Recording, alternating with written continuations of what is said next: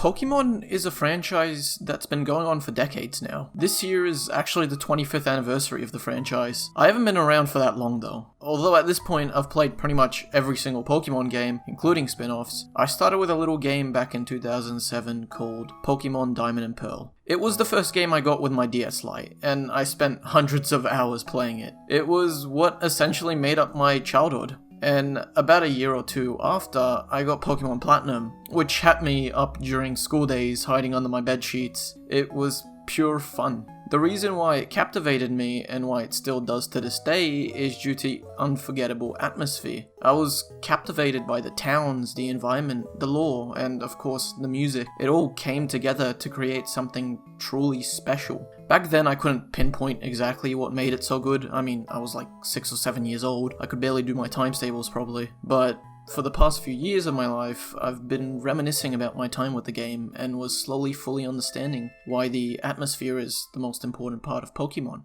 Not the battles, not the rivals, but the atmosphere and the worlds that it creates with it. World building in Pokemon has always been important since Gen 1. Everybody knows that much. Each generation at this point would add to what was already existing in the previous ones, while still creating original lore that was vital to the specific region. For example, in Generation 1 we have the start of everything. We see how technology is constantly evolving and how researchers use it to revive prehistoric Pokemon, and to even artificially create Pokemon. These little plot details are laid around the region of Kanto for the player to find. Generation 3 happens around the same time, so we see similar technology, but seeing ones unique to the Hoenn region. And Generation 2 is set 3 years after Gen 1 and 3. We see the Team Rocket that was once defeated in Generation 1 return with a new leader.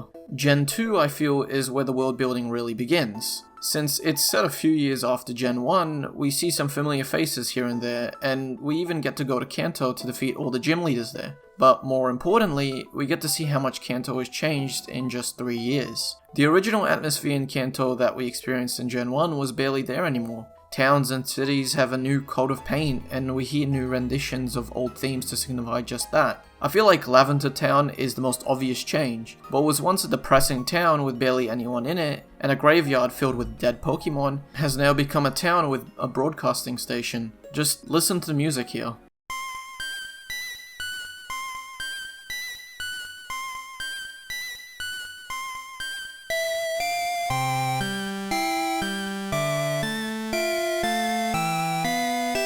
The original music in Red and Green was distorted, disturbing, while the version in Gold and Silver still has those first few notes, but then transforms into something a little more joyful, like new life has been breathed into the town. This was one of the reasons why I enjoyed Pokemon so much. Learning more and more about this fantastical world bit by myself was fun. It really felt like a grand adventure.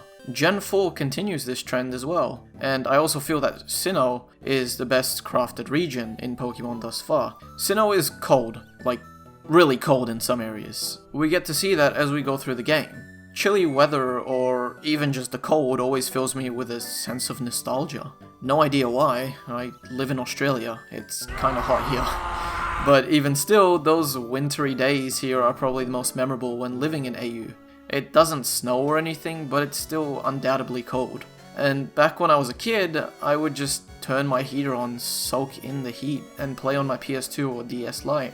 Platinum makes me remember those times. In Platinum, we see traces of snow in Twin Leaf, and we see the full scale of that in Snowpoint City, a city that's located in the very north of Sinnoh. It's a city surrounded by snow and ice, and you may be thinking, is that all to Sinnoh? Snow? Not at all. Fantastic topography is one of Sinnoh's defining features. Sinnoh has a great number of areas, all with their own weather, locales, and structure.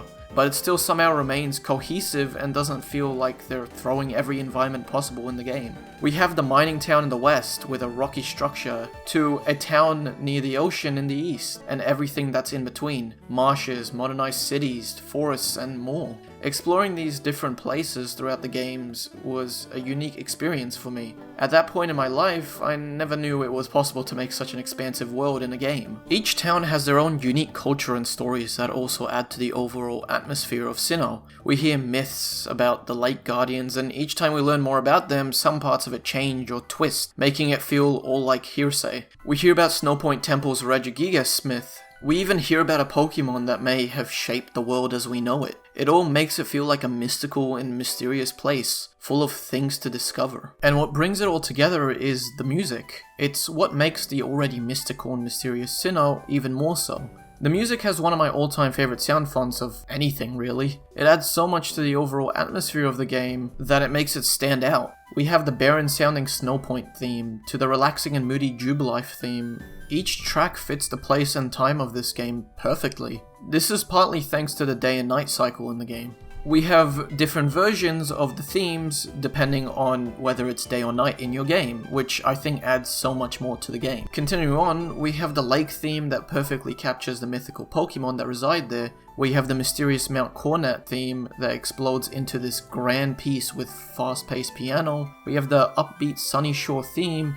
We have Eterna Forest, the route themes, Hard Home, Canalive, the Pokemon League, and so much more. Every piece in this game creates this almost ethereal world that just sucks you in, making you feel like you're really a part of it. Without any of this, I feel like Gen 4 would be nowhere near as memorable as it is. That's why I think that a great atmosphere goes a long way, and why it's so important to games, and that it either makes or breaks them. Pokemon Diamond, Pearl, and Platinum are really special games to me. It fills me with nostalgia and brings me back to a point in my life where I was happiest, where the only worries I had were trivial and where I didn't have to think too hard all the time. Nowadays, listening to music from those games, thinking about the games, or even just looking at a screenshot from the games, makes me feel an unfathomable amount of melancholy. At first, I feel happiness re-experiencing those moments again, but then the fact that those moments can't be experienced again firsthand gets to me. That's how important of a game this is to me. And just the other day, Diamond and Pearl remakes were announced alongside an open-world Pokemon game set in Sinnoh. While I do feel excited for these games, and so does my inner child, I don't think it's ever possible to capture the magic that the original games had. But yeah, this is why Pokemon Diamond, Pearl, and Platinum are so special, and how it shows that atmosphere matters in a video game.